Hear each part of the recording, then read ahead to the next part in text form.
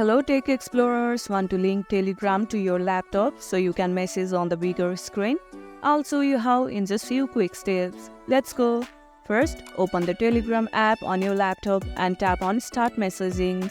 A QR code will pop up on your screen. Now, grab your mobile device, open the Telegram app and tap on the three lines at the top left corner. Go to Settings, scroll down and tap on Devices. Here you will see an option to link desktop device. Tap on it. Next, scan the QR code displayed on your laptop screen with your phone. And just like that, your Telegram account will be linked to your laptop. Do you prefer messaging on your phone or laptop? Let me know in the comments below. And that's it. You have successfully linked your Telegram account to your laptop.